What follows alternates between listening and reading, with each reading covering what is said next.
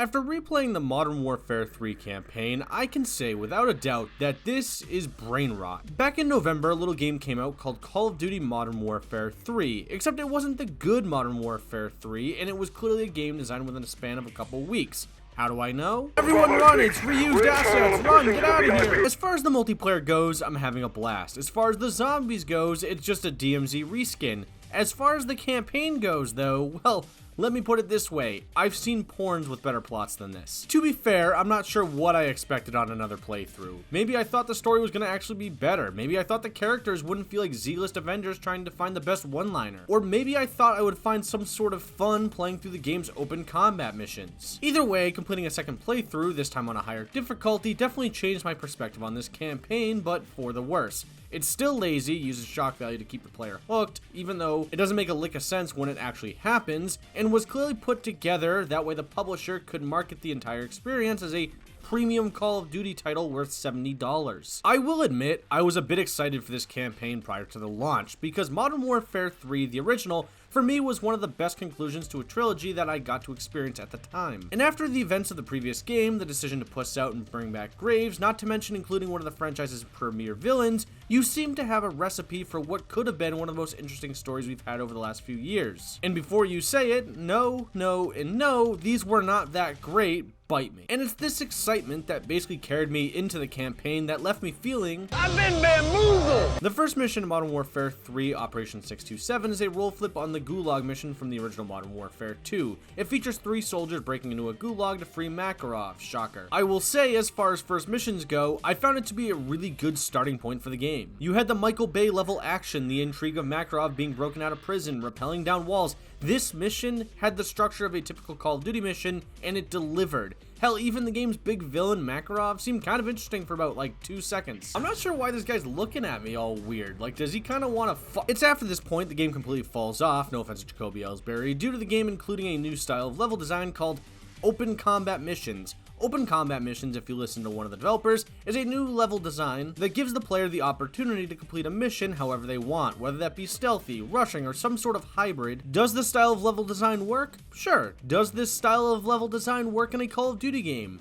No. It also doesn't help that Call of Duty designed these missions in the laziest way possible, because it seems like all the developers did was a simple Control-C, Control-V when designing some of these levels. What I'm trying to say here is that most of the missions are just sections of Verdansk chopped up into pieces, where the player is given some sort of task, whether that be defuse something or destroy evidence. Even if they don't make sense, these missions exist to just save money on creating an actual campaign for the players, which is something the developers are apparently sticking with in Black Ops Cold War. I mean, maybe, we don't really know what this is all gonna look like. It could be decent, but I doubt it. Not to mention, even some of the game's actual levels just feel half-assed. For instance, Deep Cover, which has the player controlling Modern Warfare fan favorite, Kate. It's a stealth mission, which by calling it a stealth mission is kind of like an insult to any stealth mission ever created.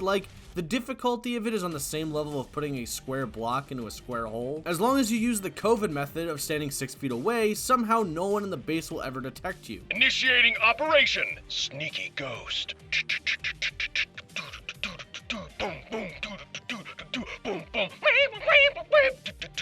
You'll then unalive some boss, which then leads to the player character Kate meeting with Yuri. It's just fan service.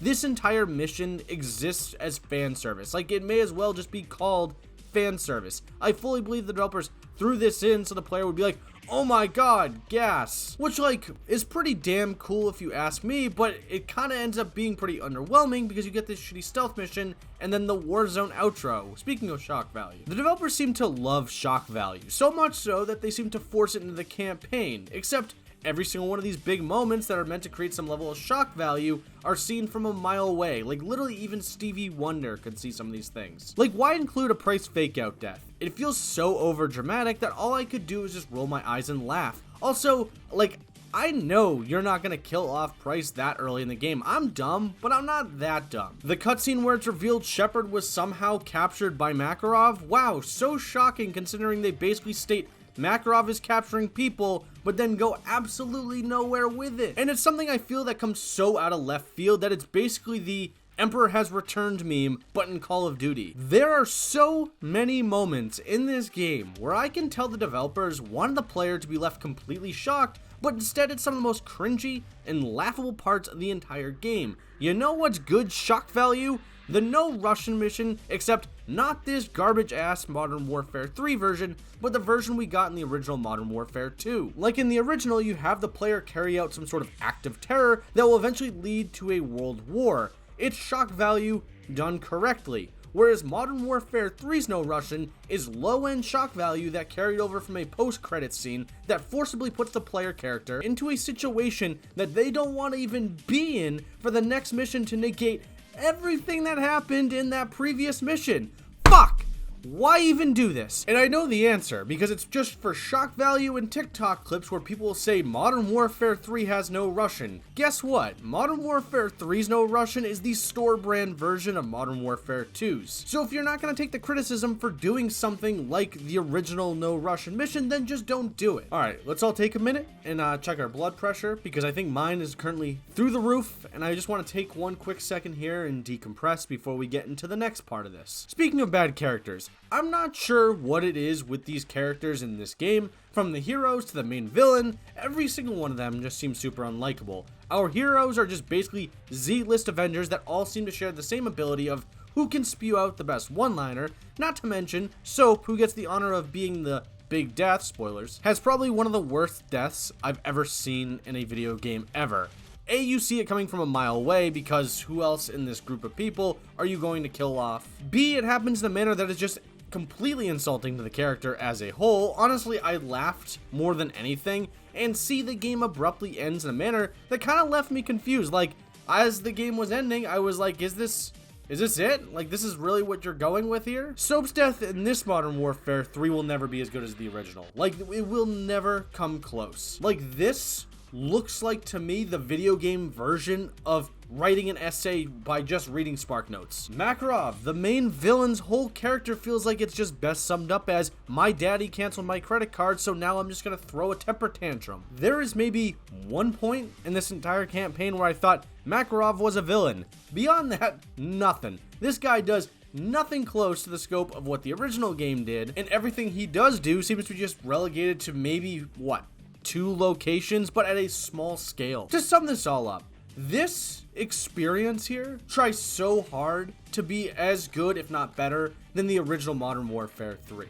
And I think from playing this experience on a second playthrough, it feels as though that they try really hard to be taken seriously. And there are serious moments in the original Modern Warfare 3, but it kind of feels like they also are very aware that it is a over-the-top, really kind of blockbuster shooter, not some super serious game. And I don't think you can take these games seriously, because they try to do something serious and then 2 minutes later do something that is completely outlandish. And it's on this second playthrough of the Modern Warfare 3 campaign, I thought maybe some things would change. Maybe I would feel like it was a slightly better experience than what I originally thought. But after playing it a second time, I can safely say my brain is now mush.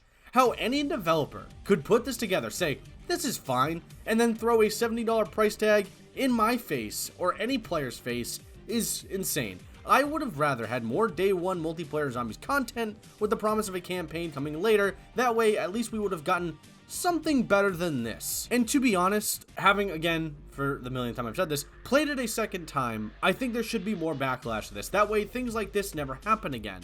These half-assed experiences, just so that they can profit, no more. Like, don't do this again. Take your time with the campaign. If it's not ready, just be honest. Just say, we're not ready, but we're gonna give you more day one content. I'd be okay with that. This campaign for me, and I'm not sure what I rated it the last time, I would probably guess it wasn't something high, and if it was, then I don't know if I was high, but on a scale of slamming and jamming, Modern Warfare 3 2023's campaign is whatever shitty Last.fm singers out there. Oh my god, look at all those scrabbles!